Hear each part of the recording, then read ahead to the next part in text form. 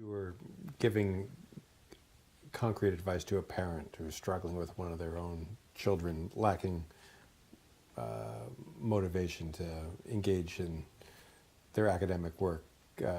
What sort of suggestions might you have for them?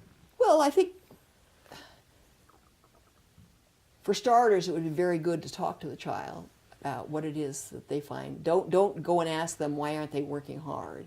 Go in and ask them what it is that what are their sparks? What do they find exciting and interesting about school? What do they find problematic about school? Try to find out. Don't assume that they're lazy. Don't assume that they're unmotivated.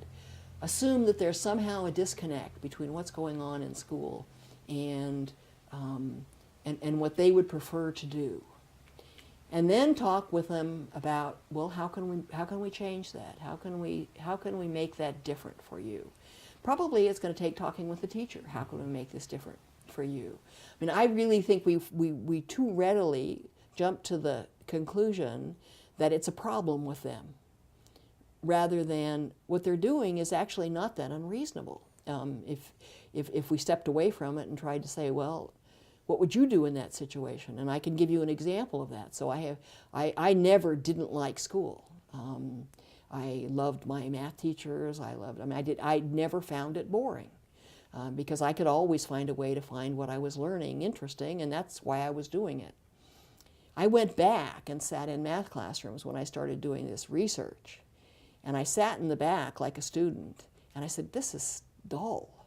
This is really dull. I would be bored, you know, I don't know how I made it through, but I had a different kind of motivational orientation. So there's so many things that we could do that could bring that subject alive and engage in activities that would make the kids, that would get the kids interested. And I think that that's, from a teacher's perspective, that's what we need to do. And from a family's perspective, we need to take seriously that our